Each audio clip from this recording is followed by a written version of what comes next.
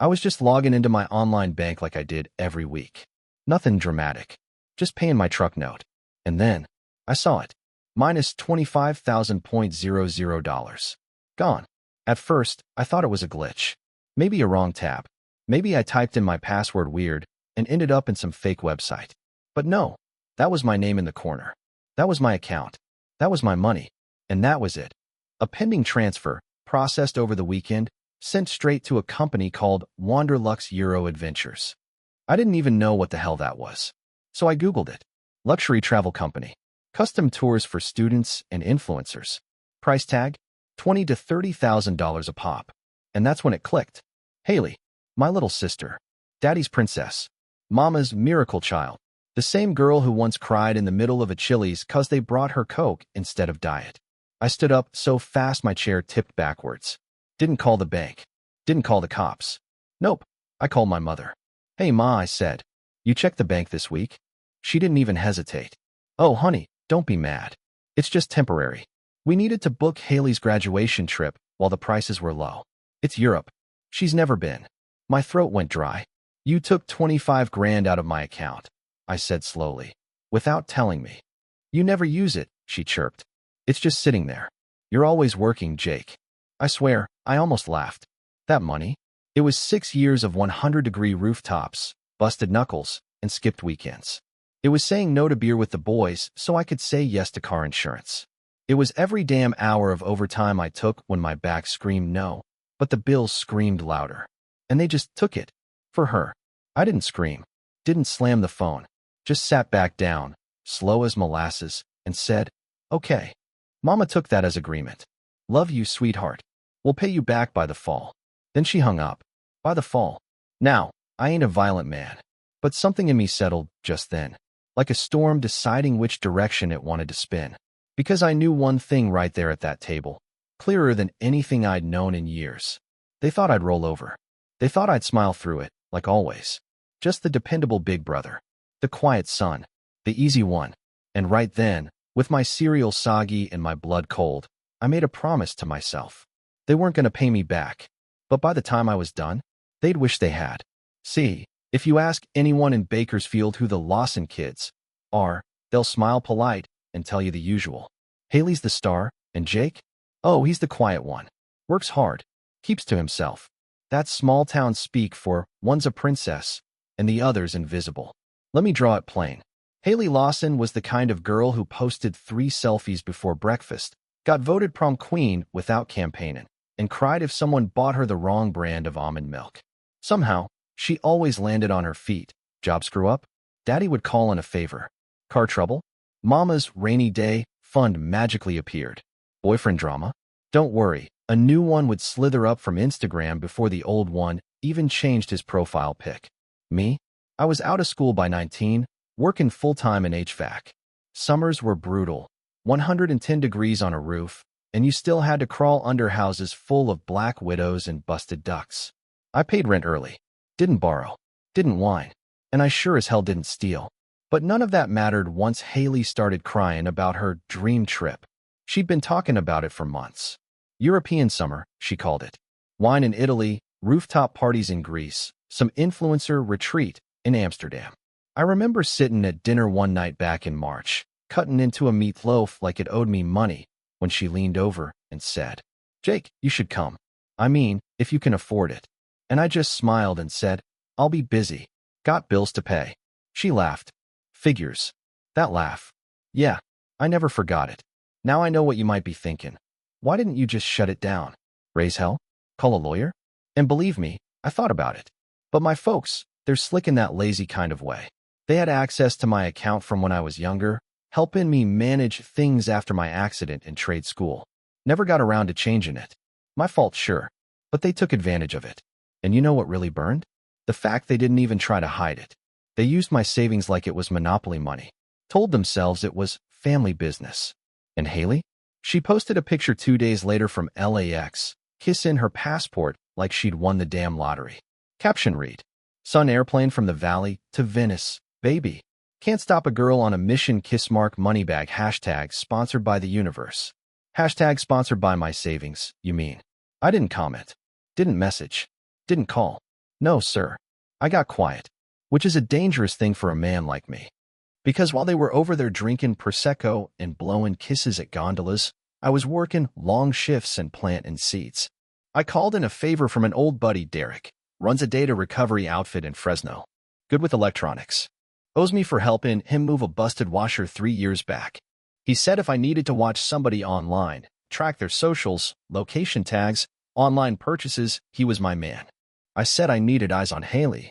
He laughed and said, "You finally getting sick of the princess?" I said, "Oh, I'm way past sick. I'm getting organized." Meanwhile, I stopped by a storage unit I'd been keeping since my old roommate skipped town. Inside? A stack of old burner phones, a suit I hadn't worn since cousin Denny's wedding, and a black metal case labeled, just in case. That case?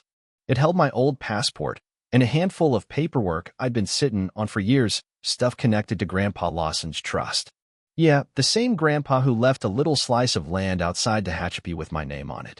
Funny thing was, no one ever mentioned that piece of land again after he passed. Not until now. That's when the idea started brewing. Revenge is best served cold, sure. But this one? I was going to serve it like a 6-course meal, loud, hot, and so satisfying it'd echo all the way across the damn Atlantic. Because you don't steal from a man like me and fly off to Europe. You just bought yourself a first-class ticket to hell with a layover and regret. And baby, the flight was boarding. Now, I ain't what you'd call a tech genius. I've used the same 3 passwords since 2009, and 2 of them got my old Xbox hacked. But when a man's been burned for $25,000, he learns new tricks real fast.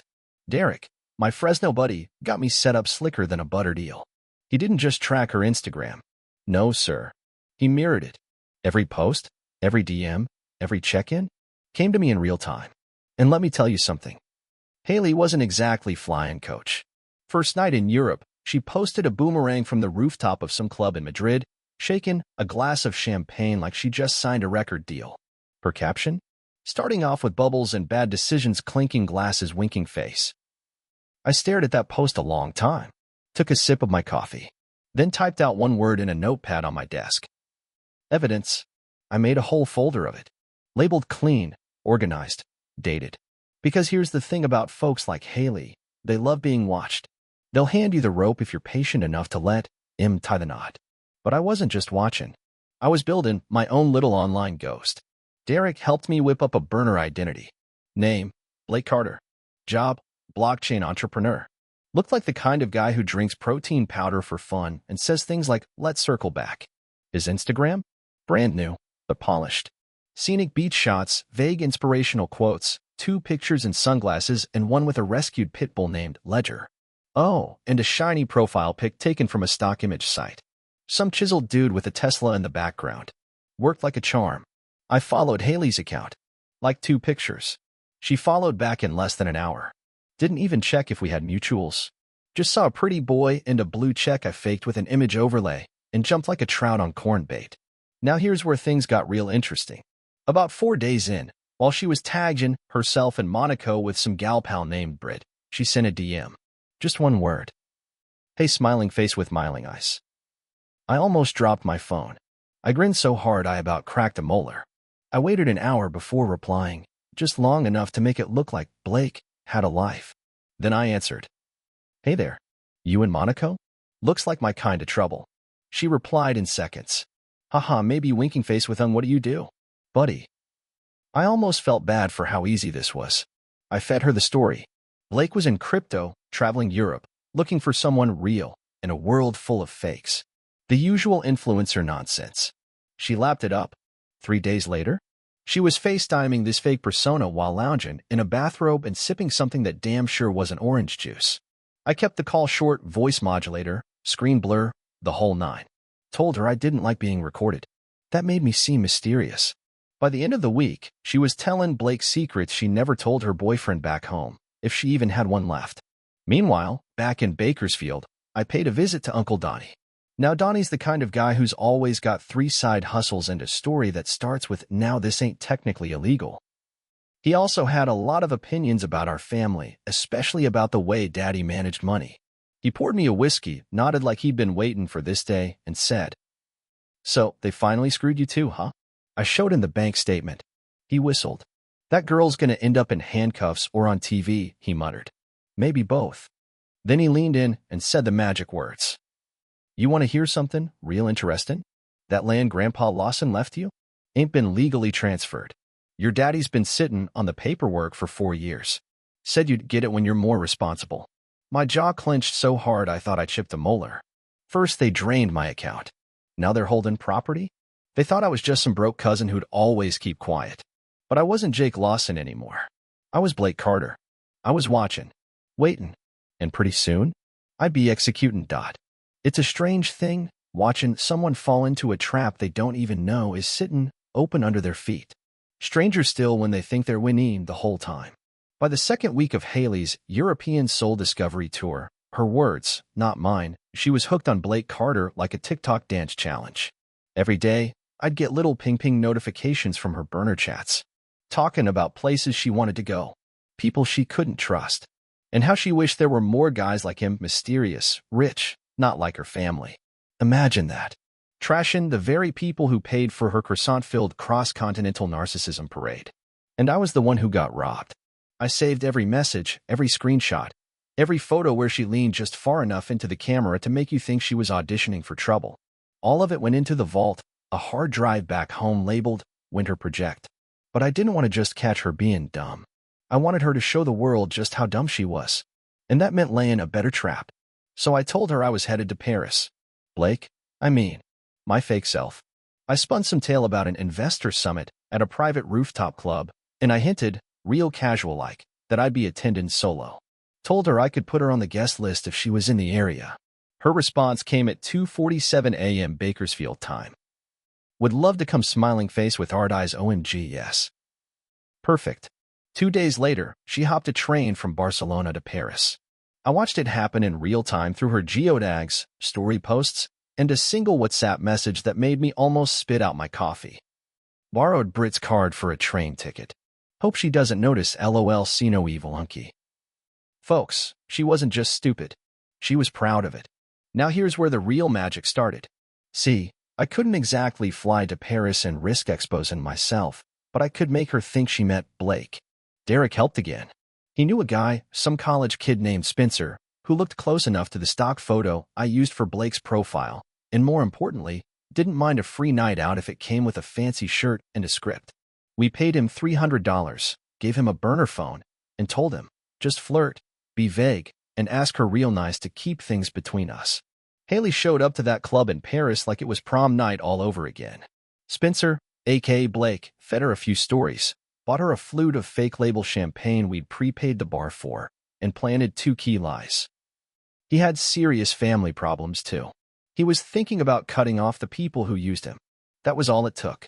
She started spilling her guts in record time. Told him how we, meaning me, Jake, never really supported her.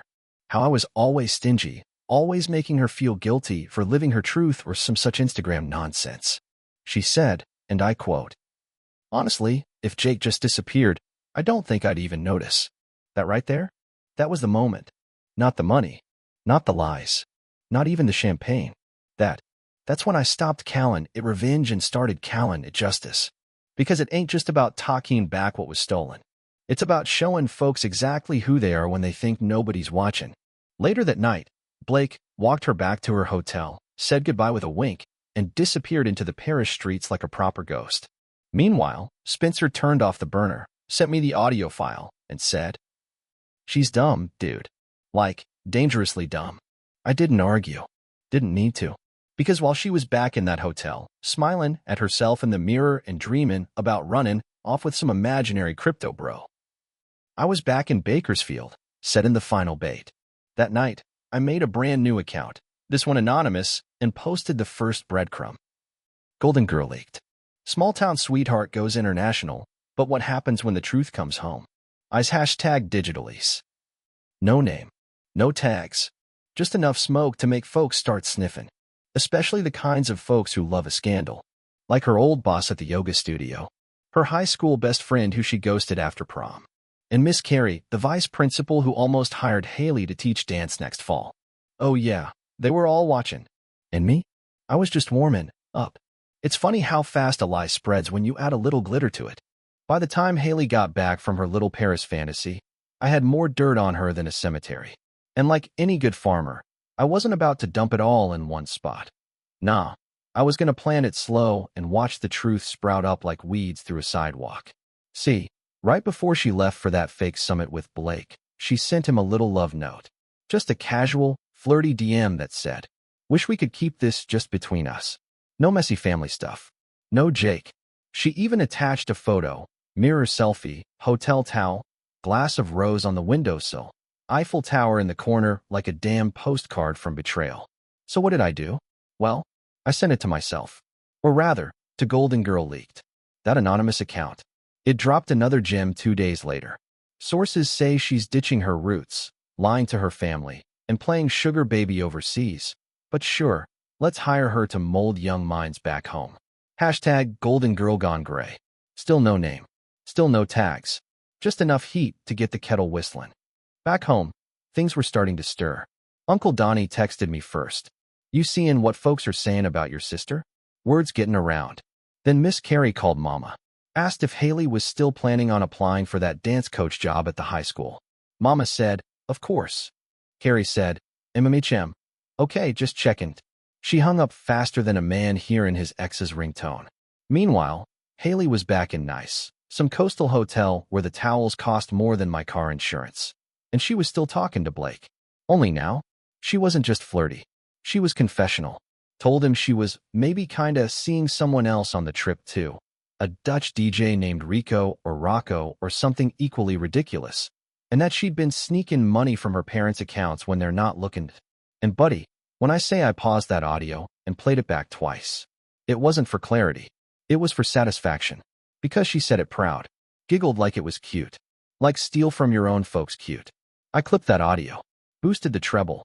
Posted a quote to the burner. "They're just boomers with credit cards. What are they gonna do? Cut me off. Small town sweetheart. Somewhere in Europe, globe showing Europe, Africa." 300 views the first night. 12 shares. And 1 DM from Emily Jessup, her old bestie, now a hairstylist with a TikTok following. Emily. Wait, is this about Haley? I didn't answer. Didn't have to. Because once doubt takes root in a town like Bakersfield, it grows fast.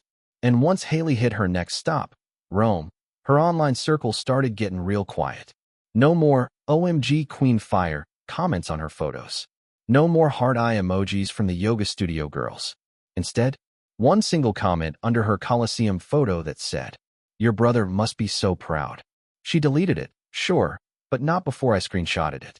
Everything was getting saved now. This wasn't just a revenge plot. This was documentation. And just for fun, I did a little extra digging. Derek pulled some receipts. Turns out, Haley had been making unauthorized charges on Daddy's backup credit card too. Uber rides, boutique candles, a weird €800 purchase labeled wellness coaching from some guy in Berlin who probably does Reiki with his shirt off. All of it traceable. All of it filed in a spreadsheet I labeled "Assets for the Reckoning." At this point, I was sitting on screenshots, call logs, recorded audio, fraudulent purchase data, a public digital trail of arrogance. And best of all, she had no idea.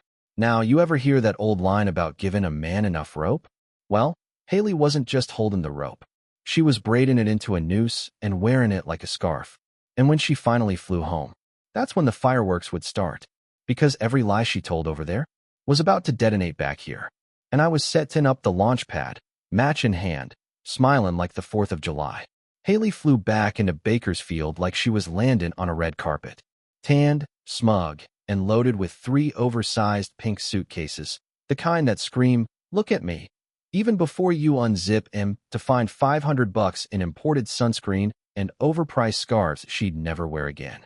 I didn't see her at the airport, but I saw the pictures. She posted one before she even cleared baggage claim. Back in the land of sweet tea and small minds, kissmark airplane arrival, hashtag American reset, hashtag home but not for long. And that was fine by me. Because while she was busy racking up likes from strangers, I was watching the locals start to squirm. See, all it took was one little nudge to let the cat out of the bag proper. I'd been sitting on the evidence pile like a hawk on a fence post. But now I sent a single manila envelope to 3 folks in town. Miss Carrie at the school board, Pastor Tim, who ran Haley's old youth group, and Charlene Riley, who runs the most savage gossip page this side of the San Joaquin. Inside? A printed screenshot of Haley Callan, her parents' ATM machines with faces, a receipt from that shady Berlin wellness coach, a transcript of her talking about Rico the DJ, and a lovely little note that read, "Just a concerned citizen wondering if this is the kind of role model y'all want teaching kids. I didn't sign it. Didn't need to. That kind of truth don't need a name. It took 2 days. That's all." By Wednesday morning, the school board quietly withdrew their job offer to Haley, said there were concerns about professionalism. Charlene posted one of the screenshots with the face blurred, mostly under a post titled, "Miss Local 2014, From Prom Queen to Passport Problems." Her page lit up like a hornet nest at a bonfire. Folks were in the comments with popcorn emojis, digging into every story, every photo, every half-baked lie Haley had ever posted since high school. And let me tell you, the girls who'd always felt just a little jealous of her, they finally got to sink their teeth in. "Mama called me that night. 'Jake,' she started, 'something's going on with your sister. People are saying things online. Did you hear anything?' I said, real calm, 'No, Ma. I've been busy working. She sighed. 'Well, she's upset. Says someone's sabotaging her reputation.' I sipped my coffee. Maybe she should have taken fewer selfies and more accountability. Mama didn't know what to say to that. Just got real quiet. And that was fine, 'cause the silence told me she knew. Then came the second wave. Haley tried to go live on Instagram to clear the air. Thought she'd cry pretty, talk about miscommunication, maybe throw in a little fake therapy lingo like boundaries and my truth. It was a disaster. Comments lit her up like a bug zapper. Stuff like, "So did Jake pay for this live stream too? What's your influencer code for shame? Tell us more about Rico face with tears of joy." She ended the video 2 minutes in, deleted it an hour later. Too late. I'd already screen recorded the whole thing and emailed it to myself.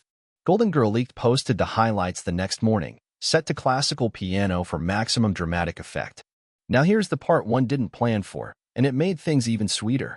Haley's old boyfriend? Some guy named Travis, one of those gym bro types who sells protein powder from his truck, posted a story of his own. Called her out. Said she drained his Venmo last fall to buy a plane ticket for a cousin's wedding. Only, there was no cousin. And no wedding. That story caught like wildfire. By Friday, folks weren't just mad. They were embarrassed they ever supported her. And if there's one thing small towns can't stomach, it's being made to look like fools. Meanwhile, I was still playing it cool. No gloating. No, I told you so messages. Just kept showing up to work, changing out AC units and smiling, like a man who'd finally finished patching the roof right before the storm. I even ran into Pastor Tim at the gas station. He looked at me over his sunglasses, tipped his head, and said, "Sometimes God don't need a lightning bolt. Just a well-timed truth." I nodded, and I'll be honest, that might have been the closest thing to a high five from heaven I'll ever get. By the end of the week, Haley was home, hiding, didn't post, didn't show up to Mama's book club brunch, even canceled her appointment at Shine Tanning. Which, let me tell you, that was when folks knew it was serious. And me? I just cleaned out my truck, flipped open my folder labeled Final Act, and started getting ready. Because the next part? That's when we stop whispering and start talking legal. Now, I don't know if you've ever served someone a lawsuit, but let me tell you, there's a special kind of satisfaction in watching a liar open a manila envelope and realize it ain't coupons inside. But we ain't there yet. We gotta rewind just a tick. See, while Haley was hiding behind blackout curtains and hoping the internet would forget, I was meeting with a lawyer named Deborah Sloan. Deborah don't look like much short gal, big glasses, always got dog hair on her sleeves. But buddy, don't let the cardigan fool you. She's a bloodhound with a filing cabinet and a mean streak against thieves. I laid out my story, every screenshot, every text, every unauthorized transaction. Brought her a binder so fat it could have crushed a raccoon. She didn't blink once. Just flipped through it like a waitress reading a menu, then said, "Oh, this'll be fun." She helped me file 2 things. A civil theft claim for $25,000, full documentation, transaction logs, and my account history going back 6 years. A property claim on Grandpa's land out in Tehachapi, the one Daddy never transferred, just sat on like a dog with a stolen steak. Turns out, Deborah knew the clerk who handled trust disputes, and she made sure my paperwork got on top of the pile. Now, I didn't go kicking in the front door and shout surprise. No, sir. I had a process server deliver the first lawsuit on a Thursday morning, right to Mama and Daddy's porch. Real polite man named Curtis. Wore a BLO tie and brought donuts for the secretary at his office, which told me everything I needed to know. He said Haley answered the door in sweatpants and sunglasses, like she was halfway through a hangover. She opened the envelope. Read the header. Then dropped it like it bit her. Curtis tipped his hat and walked away. God bless that man. That same afternoon, Deborah filed the property claim and had it expedited. By dinner time, my folks were officially listed as illegally occupying land that hadn't been properly transferred. Technically, I could have filed an eviction that night. I didn't. Not yet. I wanted them to stew. So I gave it 3 days. Let the whispers build. Let the documents circulate. And then, on Monday, I dropped the hammer online. Golden Girl leaked posted one last message. No captions. Just a single scanned image of the bank withdrawal, $25,000, signed by my mother, routed to Wanderlux Travel. And right under it, a simple line of text. Stolen dreams pay for expensive ones. Didn't tag her.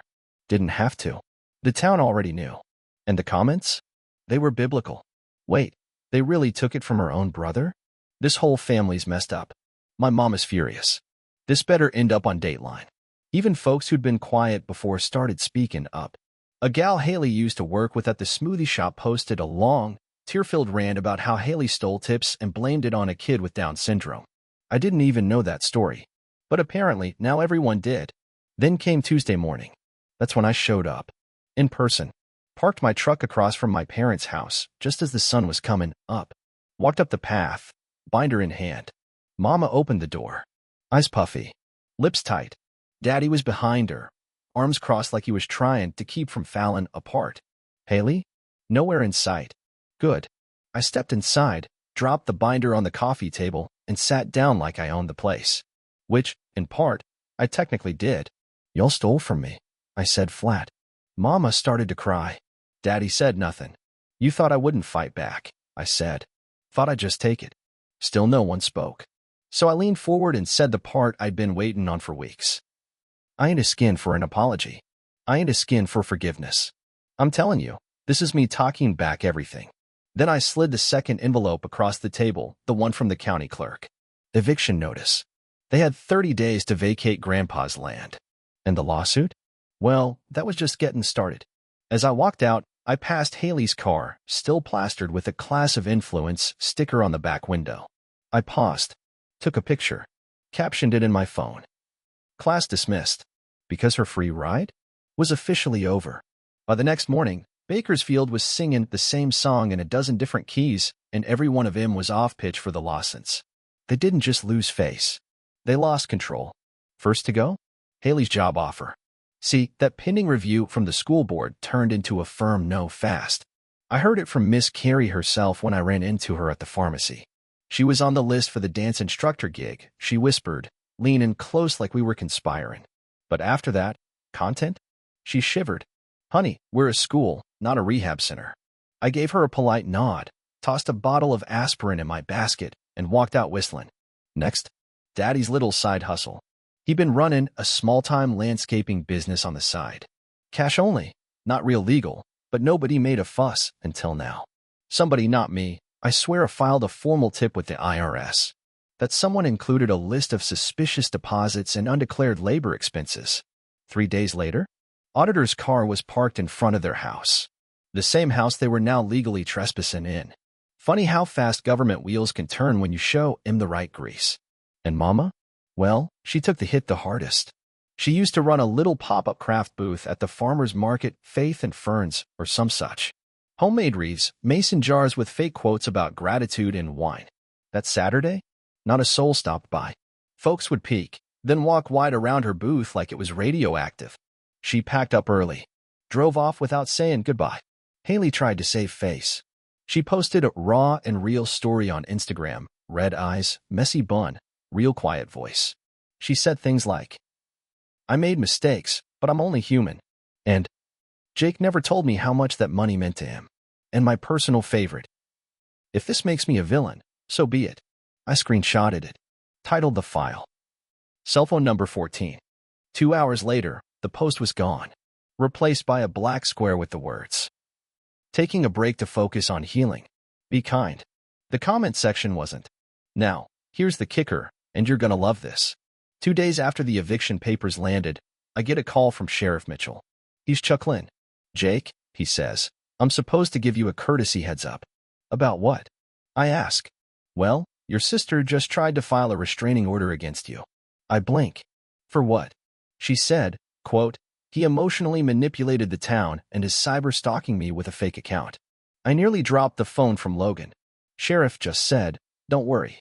Judge laughed too. Denied it before I even read the file. Then he added, "By the way, you need help moving, and once they're out, you call me." Now that's small-town justice. And here's the part that made the victory feel real. I got a call from a man named Ronald Franks, banker, third cousin to Grandpa's attorney.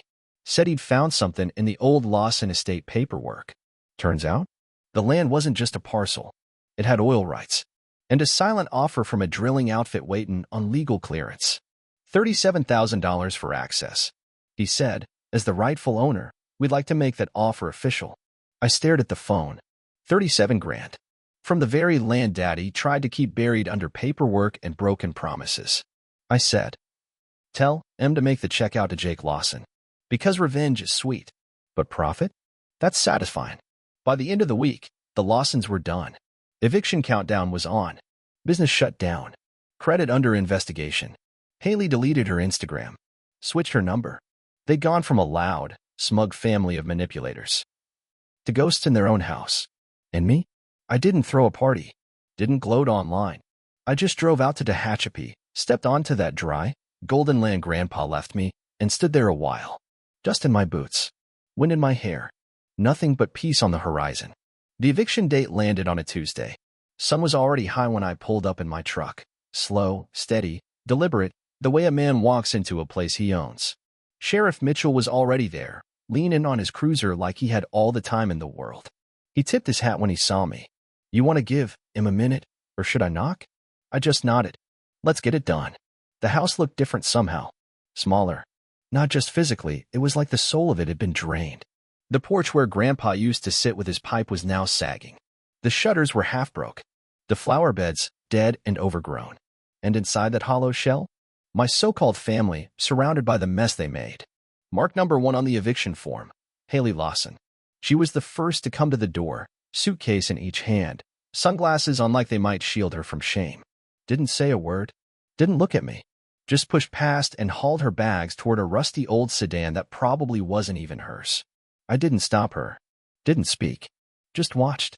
Like you do when a snake slithers back into the grass. Mark number 2, Linda Lawson, Mama. She came out next. Crying, of course.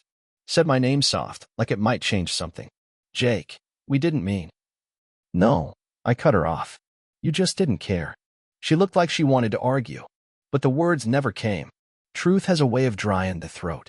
She shuffled past me slow, head bowed, keys Jiang Lin in her hand. Mark number 3, Robert Lawson, Daddy. Last out. Didn't pack. Didn't cry.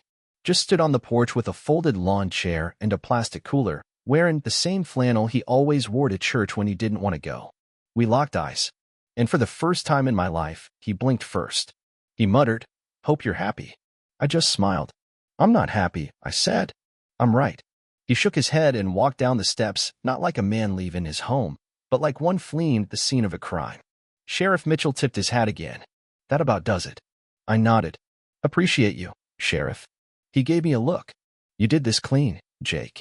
Not many could have. You should be proud." I didn't say anything. Just turned toward the front door. My front door. And stepped through. Inside, the air was thick with dust and something like old perfume. Haley's probably. Whole place reeked of bad decisions. But underneath that, I could still smell home. That faint scent of old wood and dry earth.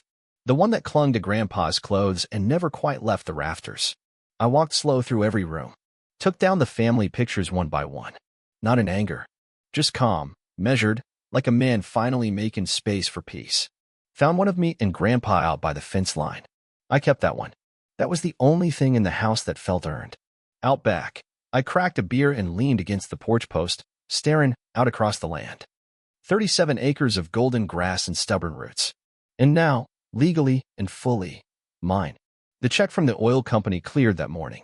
After taxes and fees, just over $34,000. You know what that means? They didn't just steal my $25,000. They sold me the shovel I buried them with. Word spread by sunset. Not that I'd taken the house, but that I didn't even gloat. I just showed up, took back what was mine, and let the law do the screaming. And let me tell you, that hit harder than any angry Facebook post ever could. No drama, no shouting, just quiet, solid justice, like a slow roll of thunder across dry hills. So now you know? The girl who stole my savings for selfies and sangria? She lost her reputation, her job, her spotlight. The parents who thought I'd always be the quiet one? They lost the roof over their heads. And me? I didn't just get even. I got whole.